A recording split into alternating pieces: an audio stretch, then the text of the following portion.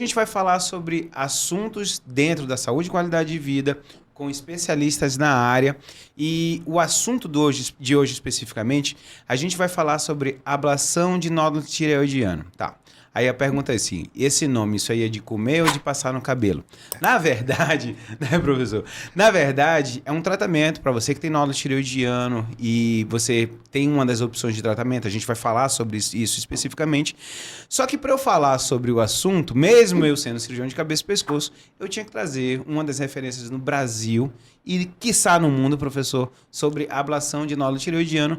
Dr. Erivelto Volpi, seja muito bem-vindo e muito obrigado pelo seu tempo aqui, professor. Muito obrigado, Jeff, pelo convite. Eu achei sensacional aqui. Queria te parabenizar pela sua iniciativa. Eu acho super importante, dentro do universo de tanta informação errada, você oferecer a informação de qualidade para os nossos ouvintes aqui. Parabéns. E obrigadíssimo pelo convite. Não, e eu fico feliz porque a intenção é essa mesmo, professor. A gente trazer pessoas que sejam referências, que a gente consiga falar de um assunto específico, mas que não tenha charlatanismo, que não tenha sensacionalismo. Então, a responsabilidade eu acho que é alta e a gente precisa de pessoas boas para a gente falar sobre o assunto. Professor, eu queria que o senhor falasse um pouquinho sobre a introdução. Eu acho que muitas pessoas que vão até chegar no nosso canal e no assunto, elas vêm porque elas têm um nódulo tireoidiano e elas querem saber que danado de ablação. O que é ablação quando a gente fala? O nome é feio, mas eu queria que o senhor explicasse. Então, a ablação é a destruição, né? É você causar a destruição celular. Então, a gente tem, por exemplo, ablação cardíaca, né? Quando você faz lá a destruição de algumas fibras cardíacas, a ablação neural, onde você destrói algumas fibras nervosas, especialmente nos casos de dor crônica, e você tem as ablações de nódulos. As ablações de nódulos de fígado, de rim, elas já são bastante comuns aí na prática clínica já há muitos anos e mais recentemente começou a se desenvolver as ablações dos nódulos de tireoide, que nada mais é do que causar a morte, a destruição desse nódulo, fazer com que ele regrida significativamente, em alguns casos até desapareça, sem a necessidade de cirurgia, sem a necessidade de tirar a tireoide e mantendo a função da glândula intacta. Professor, então vamos falar. O senhor já falou que como é que funciona. A gente já sabe porque quem está no meio médico sabe que já eram feitos em outros nódulos, como o senhor falou do fígado, foi o primeiro grande passo. Eu acho que para a gente dentro da medicina a gente falou, cara, que legal, olha que coisa bacana tá vindo. Mas há quanto tempo já chegou a ablação na tireoide? Porque a gente sempre fala, sempre na medicina a gente sempre espera um pouco. Não é oba-oba, a gente espera acontecer, espera os resultados, espera o artigo científico. Mas há quanto tempo já está rodando, já está acontecendo a ablação em nódulo tireoidiano? Então, a ablação no mundo, né, os primeiros artigos começaram a sair em 2006. E a ablação ela começou na Ásia, né, mais especificamente, a ablação, tudo que eu vou falar aqui é a ablação de nódulo de tireoide, né? Não vamos falar de outras ablações. Mas a ablação de nódulo de tireoide, ela começou na Ásia, especificamente em Seul, capital da Coreia do Sul. E aí, os primeiros trabalhos começaram a sair em 2006, 2008, 2009, saiu a primeira casuística significativa.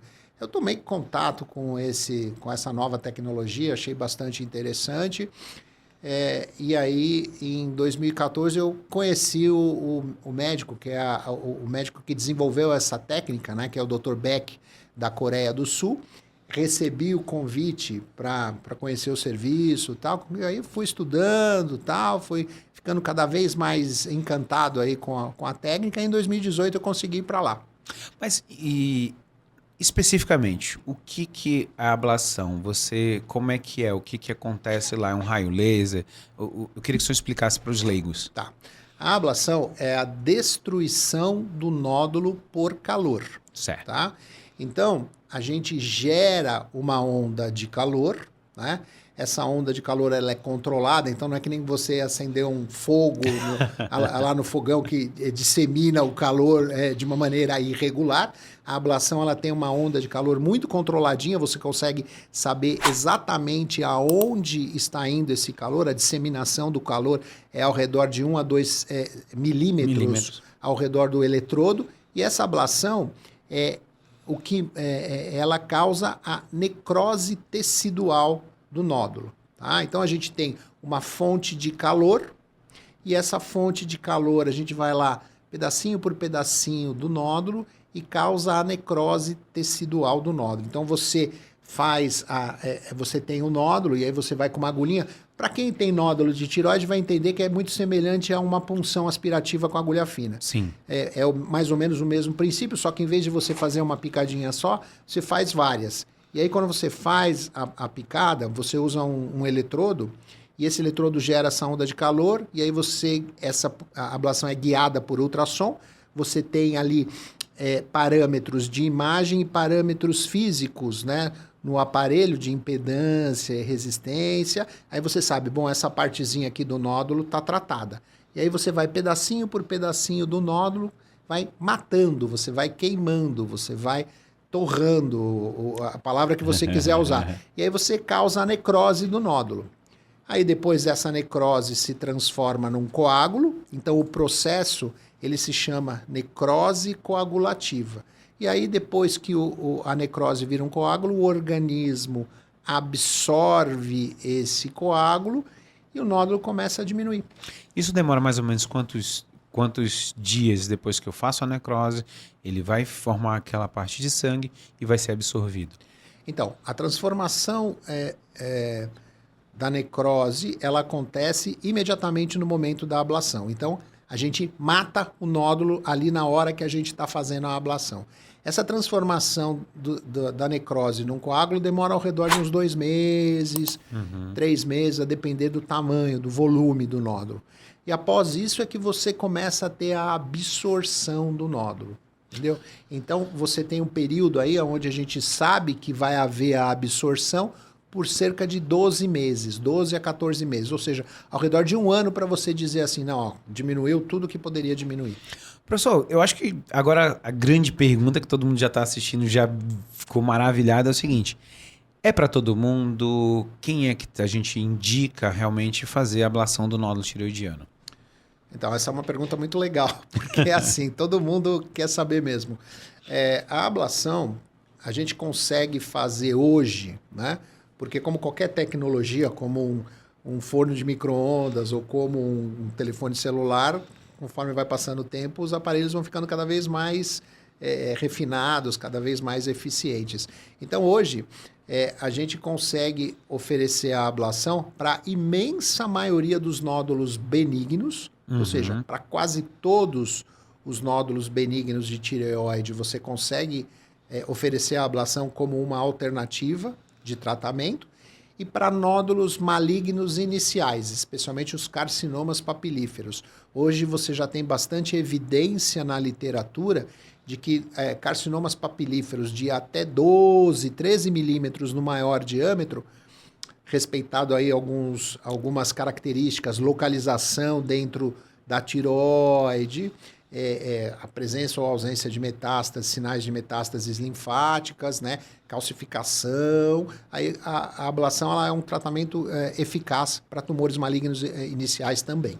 Então, assim, qual é a grande vantagem? Se a gente está falando aqui realmente de... A gente sabe que toda vez que a gente tem um nódulo tireoidiano, e aí eu acho que isso é uma excelente opção, e aí a gente fala também da possibilidade de um câncer de tireoide que seja aí menor, a localização não pode estar ali perto do nervo, não pode ter algumas características. Mas qual é a grande vantagem se eu falar entre um tratamento cirúrgico, de repente tirar metade da tireoide, uma tireoidectomia parcial, uma tireoidectomia total? O que eu ganho indo para ablação e não para uma cirurgia? Essa é a questão, né? Você sabe que quando eu fui lá para a Coreia, que nós voltamos de lá, eu achava que os pacientes iriam querer evitar a cirurgia. Sim. E o paciente iria chegar para mim e falar assim, eu quero fazer a ablação porque eu não quero operar. Mas não é isso. Eu vou dizer para você que mais de 90% dos meus pacientes, eles falam assim, eu sei que a cirurgia é eficaz, eu tenho um monte de cirurgião bom que vai me operar com segurança, eu sei que os índices de complicação são muito baixos. Meu problema não é a cirurgia. Meu problema é a minha qualidade de vida. Eu não quero tomar hormônio tiroidiano para o resto da minha vida, porque a minha irmã operou nunca mais foi a mesma, a minha vizinha operou, não consegue regular a dose do remédio, a minha amiga operou e teve um monte de problema para acertar a dose da medicação. Então, uma coisa que me surpreendeu como cirurgião, né? Porque a gente, né? A gente nós viemos de uma academia. A academia da gente era tira e resolve o problema. Exatamente. É exatamente esse o conceito. Vamos tirar e vamos resolver o problema do paciente. Só que eu aprendi que a gente tinha a visão do médico, do profissional. E aí eu comecei a ter a visão do paciente, qual que era a expectativa do paciente. Então, além de tudo, foi um grande aprendizado, porque eu percebi que o paciente não tem medo da cirurgia, né? A imensa maioria dos pacientes, eles querem a qualidade de vida. Eles pesquisam a qualidade de vida, eles procuram. Então, quantos pacientes já não me procuraram, falaram assim, eu tenho um nódulo benigno, a minha tireoide funciona bem, o médico falou que eu vou ter que operar, mas puxa vida, eu vou ter que tomar hormônio o resto da minha vida, eu não quero, né? Então, é isso. O paciente que procura esses tratamentos minimamente invasivos, ele procura qualidade de vida. Isso que é o mais interessante. De complicações de ablação são pequenos. O principal, como na cirurgia, é a alteração de voz. A alteração de voz, como na tiroidectomia, é a principal preocupação quando a gente faz ablação por radiofrequência. Por quê? A temperatura dentro do nódulo, ela pode chegar a 90 graus. O eletrodo, ele chega a 90 graus dentro do nódulo. Então, a dispersão do calor pode causar uma lesão térmica no nervo. Por isso que a gente faz uma coisa que a gente chama hidrodissecção. Ou seja, a gente injeta soro glicosado ao redor da tireoide para criar uma camada de segurança antes da gente colocar o eletrodo dentro do nódulo. Entendeu? Só que uma porcentagem pequena dos pacientes pode ter, mesmo assim, algum grau de alteração vocal. Uma cirurgia feita por um cirurgião experiente, por exemplo, os índices de alteração de voz giram aí ao redor de 2%, 3%, né? Que é o que qualquer cirurgião com experiência vai ter. Numa ablação, é um pouquinho menos de 1%. Mas acontece, né? As alterações, na imensa maioria das vezes, elas são transitórias, não são definitivas, mas dependendo do tipo de ablação, do nódulo, da localização e tal, essas coisas podem acontecer. E aí a gente vai falar sobre a pessoa que tem indicação, porque também, olha, pessoal, importante saber, você tem que ir com um bom profissional, um cirurgião de cabeça e pescoço de respeito, que vai falar sobre prós e contras, saber se você tem indicação ou não. Mas em sendo indicada, as pessoas... duas preocupações do brasileiro. A primeira é para saber se depois do procedimento pode beber álcool. O senhor concorda comigo? Totalmente. Pode beber? Já responde para eles. Pode beber depois? Pode. Então tá bom. Então já resolveu a primeira. E a segunda, assim, pensando que não deixa de ser um procedimento, quais são as preocupações no pós realização do procedimento? Precisa ficar em casa? Quanto tempo que precisa? O que a pessoa tem que estar, o que vai tomar? O que ela tem que se preocupar ali? Até para se programar, porque você vai fazer um procedimento, você tem que se programar nos próximos dias quais vão ser os passos. Então, essa também é uma outra... Quando você compara com a cirurgia, a ablação ela tem algumas vantagens, né? Primeiro, é um procedimento que nós chamamos de minimamente invasivo. Então, a ablação ela é feita sob anestesia local, né? Feita com a mesma anestesia do dentista. Então, xilocaína ali, 1%, 2% lá para anestesiar a região. E a gente faz aqui no Brasil para deixar o paciente mais confortável, mais tranquilo. Para a maior parte dos pacientes, a gente acaba fazendo o que nós chamamos de sedação consciente. E o que é, então, a tal da sedação consciente? É uma sedação que deixa o paciente mais tranquilo, mas o paciente fala com você. Não é aquela sedação da endoscopia que o paciente capota. É aquela sedação consciente, onde a gente vai perguntar assim, seu José, tudo bem? Está sentindo dor? Conta até 10 e tal. Porque a gente vai falar com o paciente é uma coisa que nos ajuda a fazer o procedimento mais seguro. Entendi. Entendeu? E a gente também não pode anestesiar o paciente porque também precisa olhar as pupilas, porque uma das complicações que pode acontecer, especialmente em nódulos grandes, é a síndrome de Horner, onde você tem a lesão do plexo simpático e você pode ter uma alteração da pupila, né? Da pupila. Então, essas são as grandes preocupações, né? Além disso, a dor, né? Que também a gente vai mapeando a dor do paciente durante o procedimento, se precisar. É como no dentista. Ah, tá com dor? Vamos lá, faz mais um pouquinho de anestésico. O procedimento, de uma maneira geral, ele demora ao redor de 45 até 60 minutos. E o paciente, então, como o procedimento é feito sob anestesia local e uma sedação leve, a gente mantém o paciente por 2 horas na clínica ou no hospital, onde é feito o procedimento, onde nesse período de 2 horas ele se alimenta, né?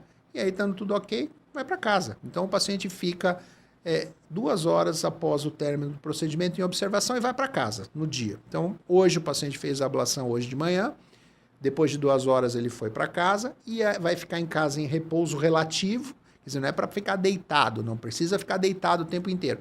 Mas não pode dirigir, a gente recomenda ficar lá tranquilo. Eu gosto de brincar, vamos pôr aí os streamings em dia, botar Netflix em dia, tal, ver todas vai as séries. Vai maratonar uma sériezinha. É. Ou senão, se já está maratonando, termina logo e... Exatamente. E aí o paciente fica em casa fazendo gelo. Porque a gente não dá antibiótico no pós-operatório, a gente dá analgésico só. Mas, na realidade, uma parte significativa dos pacientes nem tomam analgésico, porque o gelo ele é o mais importante, é o que combate, porque o que dá sintoma no pós-operatório é a dispersão do calor do nódulo. Uhum. Então, você fazendo gelo, você combate ali os sintomas. E o paciente fica ali em repouso ali as primeiras 12 horas, fica tranquilo. No dia seguinte, uma parte significativa dos pacientes já está trabalhando.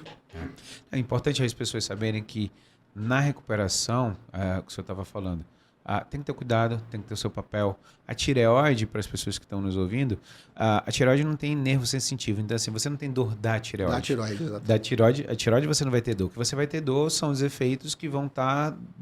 a musculatura do lado, dos tecidos que vão estar ali. A gente pulou para o pós, mas agora eu quero voltar para uma coisa.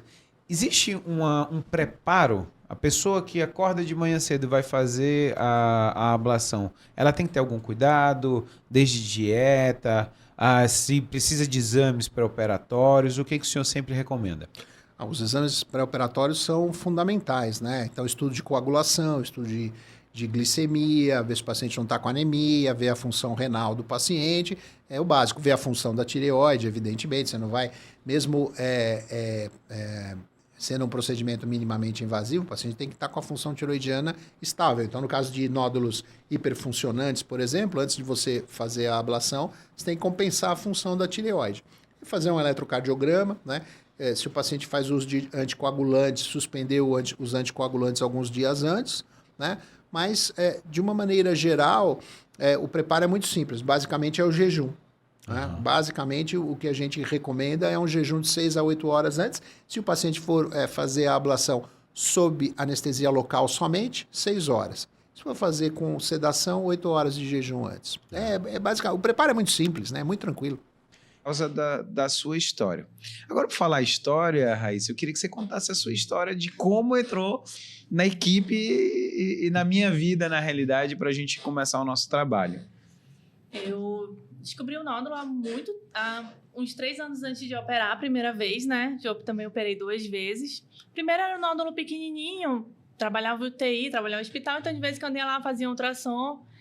Mas muita tosse, muita rouquidão, o nódulo causava isso no meu caso, né? Era um nódulo pequeno. Em 2014, eu decidi operar por conta disso, porque eu começava a atender os pacientes e começava a tossir e não parava mais, uma garganta inflamada que não parava mais. Aí, só que minha família tem casos extensos de câncer, né? Só que cada um escolhe um lugar. Eu fui na tireoide. Lugares diferentes. Cada um num lugar diferente. Quando eu combinei com um cirurgião para tirar tudo, porque eu tinha esse histórico, apesar da biópsia estar inconclusiva. Quando foi operar, era outro médico, ele tirou só o nódulo. Aí quando veio era câncer. 2 meses depois era para fazer outra cirurgia, né? Tirar tudo. Cara, não vou fazer mais aqui. Entrei em contato, consegui consulta no SECOM. Aí no SECOM foi quando realizaram toda a cirurgia, né?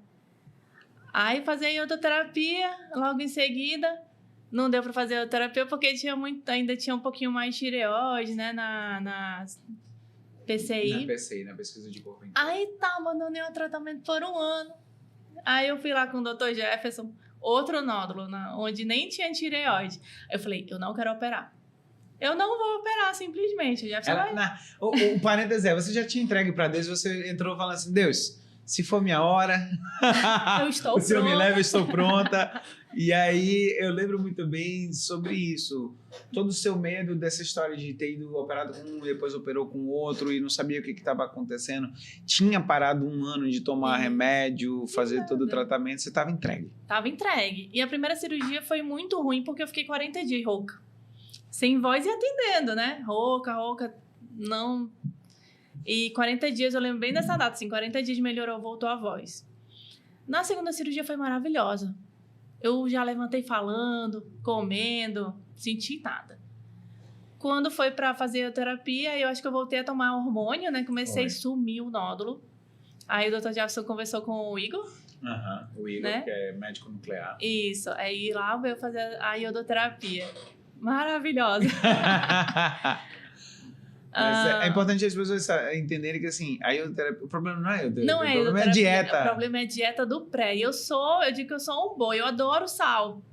Eu sou nutricionista, mas eu amo sal, coisa salgada. Então, pra mim, eu era uma coisa nova porque eu já tinha feito algumas dietas para iodoterapia, mas nada muito assim, né? Na época a cirurgia era muito... O diagnóstico era pouco, né? Não tinha muito diagnóstico de câncer de tireoide, agora tem mais. E a dieta foi difícil. Mas hoje em dia, meus pacientes estão com uma facilidade. Se eu tivesse essa facilidade hoje em dia... O grande salto hoje em dia é o sal que não tem iodo, né? Isso. Porque na época que você fez, eu lembro, a Kália e a Elga também fizeram, não tinha sal sem iodo. Então, cara, era uma dieta só com alho, cebola. Então, assim, o tempero você tinha que correr para outras coisas. Não foi isso, Elga? Foi. Que tinha que correr dessa daí. E quem pinta de cabelo ruivo não pode pintar. Cabelo não pode pintar, não pode passar batom, não pode passar protetor solar, não pode nada, né? Nada que tenha iodo, Nada né? que tenha iodo. E aí é a hora que você... Na realidade, a raiz... Por que a raiz muda de cor depois que você vai fazer o exame, né? Por que será? Ô, Vanessa... como é que você... Vamos lembrar lá também como é que você... Porque cada um tem uma história bacana. Como é que você entrou na minha vida? Como é que você entrou na equipe? Você lembra um pouquinho aí? A minha história foi bem diferente. Eu não tive câncer de tireoide, né? Apesar de sempre acompanhar. Em alguns meses atrás, eu me assustei, mandei mensagem para o Dr. Jefferson, mas também não era nada demais. E assim, nós atendíamos no consultório em comum, né? E ele chegou comigo e perguntou, quer fazer parte da minha equipe? Então, pra quê? Né? E a gente começou a conversar, porque também pra mim era novidade, né? Assim, a gente falava, sabia o que era câncer de tireoide, já atendia alguns pacientes, mas não era comum você encontrar na equipe do médico de cabeça e pescoço, uma fonoaudióloga. Né? Tanto é que até hoje, quando eu comento, eu faço parte de uma equipe de cabeça e pescoço. Mas como assim, fono tem na equipe? Né? Então, eu sei, até a gente conversou uma vez, que muitas vezes a equipe é escolhida não só pelo médico, mas por ter uma equipe por trás. Porque não é todo médico que tem uma equipe que seja responsável por aquele paciente, que acompanha aquele paciente como a gente acompanha. Isso.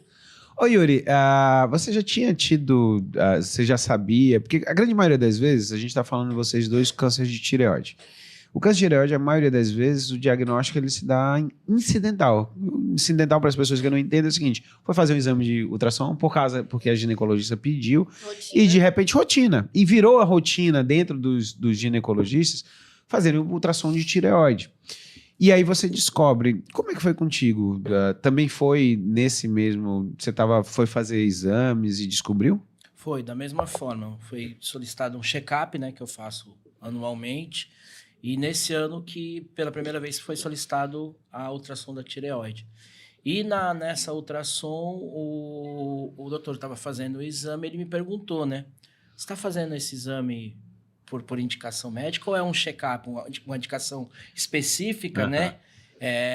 Ou é pelo check-up? Eu falei, é no check-up. Ele falou, nunca esqueço, ele falou, é no check-up que às vezes a gente descobre as coisas. Aí ele falou, você está com nódulo, assim, então eu te indico procurar um especialista. E aí foi, só que o meu, ao contrário da pastora, o meu foi super rápido, ele já estava evoluído, já estava com mais de 1 centímetro. Nossa. Então, só que nesse primeiro momento não fui com o Dr. Jefferson, Fui com outro especialista, que aí ele indicou também já a cirurgia. Foi aqui em casa, assim, de 15 dias. Meu E eu Deus. fiz a punção, deu benigno, só que ele já falou, olha, pelo tamanho, né, eu já indico que você tire parcialmente já Essa tireoide. a tireoide. A gente tirou a parte direita, que era a parte que estava o nódulo, e aí 14 dias depois, após vir o laudo, que deu, né, o câncer. Que aí foi o momento que eu já procurei. Deixa eu perguntar uma coisa. Eu lembro muito bem quando você entrou, lógico, no consultório. Mas nesse momento que você vai fazer um check-up, como é que andava a sua vida? O que você estava fazendo? Tava um turbilhão? Conta um pouquinho sobre essa história. Eu estava num momento muito intenso. Eu estava num projeto muito grande. Eu trabalho também com campanhas políticas, né? São projetos importantes. E nesse ano eu estava iniciando a campanha. Eu estava debaixo do nosso guarda-chuva, assim. Estava com uma equipe de 100 pessoas trabalhando quase. Loucura. E estava no começo, era só o começo. Sabia que aquilo ia se intensificar, que precisava da minha presença, da minha coordenação ali. E foi assim, no meio disso tudo, sabe? Eu lembro que a gente foi conversar, falou, meu Deus, aí ele falava, você vai ter que se desligar disso, vai ter que parar, entendeu? Cuidar de você agora, essa vida. Eu sabia disso também, né? Cuidar da tua saúde, mas era uma responsabilidade muito grande que a gente tinha assumido, né? Como empresa, como profissional. E era aquela coisa assim, cara, é a chance da minha vida, né? A chance da vida. A chance da vida que eu digo é o seguinte... E tinha tudo para ele postergar esse exame, né? Não vou fazer agora, eu vou seguir. Foi bem depois no meio, eu faço esse check-up. A minha filha que é minha sócia hoje, que trabalha comigo, ela administra a empresa comigo. E ela, não, pai, tu tem que fazer o check-up, tu tem que isso, tem que aquilo. Aí comecei a descobrir desse check-up também outras coisas. Descobri a hipertensão, né? Descobri pré-diabético também. E aí veio mais... Um brinde. O brinde que foi o câncer. Ô, Yuri, e dessa forma é que a gente vê que tem que existir as mulheres na nossa vida, né? Porque senão a gente não vai. Eu tenho uma teoria que o homem só vai no médico exatamente porque a mulher marca, a mulher que vai, enche a paciência dele até a hora que ele entra. E olha que eu sou médico, cara, mas pra eu ir no médico, a minha esposa tem que estar em cima ali batendo. E foram duas, né? A Priscila, que sempre esteve comigo como filha e tem um cuidado enorme comigo. E na mesma época apareceu a Carla, que hoje é minha noiva, né? Que foi muito importante também nesse processo, que me ajudou muito. A Priscila nessa parte de ver o médico, de ajudar, vamos fazer. Não, pai, vai lá que eu seguro a empresa, eu seguro o projeto aqui. E a Carla naquela parte... de ajuda mesmo, de estar do lado, de segurar a mão, falar, não, vai dar certo. A parte espiritual, ela é muito crente, muito firme nisso, me ajudou muito, entendeu? E além de outros processos que, quando ela apareceu na minha vida, que eu também iniciei, entendeu? Essas duas foram As mulheres aqui as mulheres da minha vida. Veio o diagnóstico. Como é que é a saída do consultório médico com um diagnóstico desse? Você e seu marido, porque assim... do mesmo jeito que eu falo, que a gente tá falando que as mulheres da nossa vida, cara, o seu marido... Ele é incrível, né? É um parceirão, cara. Ele É um parceirão. Como é que foi esse primeiro impacto ali? Sai da sala, sai do consultório, você e ele, e respira. Antes de eu te responder, eu vou dar 2 passos para trás. Assim, quando eu fiz a ultrassom de tireoide, né? De tireoide, mama, todas o pacote de 2022, que a doutora Eliamara olhou e falou assim, se eu fosse você, eu voltava com o Jefferson. Eu falei, tá. Aí, esqueci. Passaram algumas semanas ou meses, aí eu, procurando alguma coisa na agenda do meu celular, eu achei teu número. Aí eu mandei um WhatsApp para ele. Falei, doutor, eu tive com o senhor em 2017, né? Fiz um resumo ali. Falei, aí eu fiz a ultrassom e a ginecologista pediu para eu voltar. E ele falou, me manda a foto da ultrassom. Aí eu mandei. Aí ele me responde assim, pode vir comigo amanhã? Falei, ih, morri. Falei, caramba, deu tudo errado, cara. Por que ele quer me ver amanhã? Eu falei, não, ali já começou a tensão, né? Aí, posso. Aí fui, isso foi no dia 22 de setembro do ano passado. E aí... Estivemos no consultório, isso explicou tudo, mostrou quais são as possibilidades, isso, aquilo. Vamos funcionar, direcionou para onde seria mais rápido o resultado. Fomos fazer a punção. Chegamos lá também já amparado, né? Deus abrindo as portas, colocando pessoas conhecidas lá para dar aquela força, né? De calma, vai dar tudo certo, tenha fé, que Deus está no controle. E aí, chegando lá, o médico, muito maravilhoso, ele falou, não, olha, a gente tem certeza que é benigno, mas eu quero te fazer de novo só para eu dormir em paz. Tá bom. Aí ele fez a coleta de novo, né? A punção é um exame um pouquinho incômodo. É invasivo, É não tem chato. como, né? É chato e a gente tem que ser forte. Aí ele fez a segunda punção, a gente nem saiu do consultório, ficou ali, aí voltou o patologista. Aí olhou pro meu marido e falou assim, você é o pastor Davi? Ele falou assim, muito prazer. Eu falei, então. Aí ele olhou pra mim, menina, nós vamos pra cirurgia. Eu falei, oi, não era benigno até 5 minutos atrás? Como assim? Foi o mesmo caso, meu. Como que aconteceu isso, né? Então, e aí calma, vamos voltar. Já falei com o Jefferson, né? A equipe muito maravilhosa, se conversando ali, você se sente amparado. Isso é muito necessário, né? Nesse diagnóstico ou qualquer outro diagnóstico, que você tenha profissionais que você confie, né? Que te passem confiança ali. E aí ele falou, não, já falei, e tá tudo bem, calma, tá tudo bem. É difícil, né? Mas tá. E aí a gente saiu do exame da punção com o resultado de maligno sem chão, né? Sem chão. O Salomão tava com a minha cunhada, se eu não me engano, eu tava com a minha cunhada, e meu pai já é falecido, aí meu marido falou assim, vou te levar com o meu pai, porque quando seu pai faleceu, ele disse que ele ia ser o seu pai. Então, ele é o teu colo hoje. E aí ele ligou pro meu sogro, falou, tô levando a Dani aí, já embargado, né? E aí a gente chegou lá, sentamos, eles perceberam que tinha alguma coisa muito estranha acontecendo. E aí falamos, falei, tudo que eu sei é isso, não sei falar mais nada, porque ainda vamos voltar com o cirurgião, vamos entender o que está acontecendo, mas vamos resolver. Não sinto nada. Esse foi um dos meus grandes questionamentos, né, com Deus. Lembro. Como que eu tô com câncer se eu não tenho olheira, se eu não tô caindo, se meu hemograma tá normal? Não tô, esse exame tá errado, não é meu. Dr. Jefferson tá doido. Não é meu. Então, esse foi um dos meus grandes embates com aquele diagnóstico, porque eu tinha certeza que ia chegar na sala de cirurgia ou antes, tanto que eu pedi uma ultrassom antes da cirurgia. Pra quê, Dani? Falei, só pra saber. Tem a médica na ultrassom, ela me perguntou, pra quê? Eu falei, cética. Poxa, me deixa tentar acreditar aqui, né? Que pode sumir. E, então, é muito difícil, porque quando você pensa assim, no meu entendimento ignorante de câncer, quando eu penso em alguém com laudo de câncer, eu penso em alguém acamado, alguém dependente, e eu continuava de pé, firme, cuidando da minha casa, cuidando do meu filho, cuidando do meu marido, cuidando da igreja, cuidando das coisas, fazendo tudo normal, como 5 minutos atrás. Então, eu não conseguia me encaixar ali.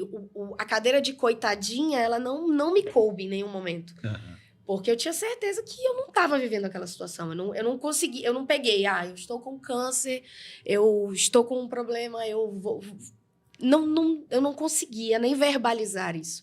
Porque não... Mas olha só, vamos lá. Eu queria perguntar para ti o seguinte, medo. Qual foi o maior medo? De morrer. Medo de morrer, de não ver o Salomão crescer, de desamparar o Davi, de realmente... Se eu não sentia nada, como que eu tô com câncer? Então, se eu tô com câncer e eu não sinto nada, o que mais pode me acontecer? Porque uma coisa é você ter sintomas. Outra coisa é, se você sente uma dor no peito, acho que eu tô com um problema no coração, eu vou no cardiologista. Uhum. Mas se você não sente nada, o que mais pode me acontecer se eu não sinto nada? Então, tudo. E você sabe que eu uso muitas vezes para alguns pacientes para falar exatamente isso, porque existe um período da negação. E é normal.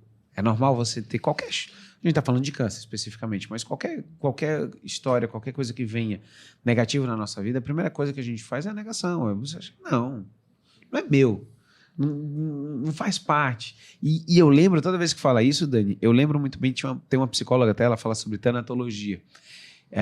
Eu fiz até um podcast aqui com ela, que eu achei maravilhoso, uma aula que ela deu, que ela falou assim, Deus é bom, Ele é misericordioso, mas Ele inventou a morte. Então, assim, existem espaços, existem coisas que vão além do que a gente pede. E essa negação não é só você. A grande maioria dos pacientes, e o câncer de tireoide especificamente, é um câncer que não dá sintoma. Então você fica naquele conflito de, putz, cara, será? Mas, pô, eu não sinto nada, né? Eu tô fazendo, dá pra jogar bola, dá pra correr, dá pra louvar, dá pra fazer tudo.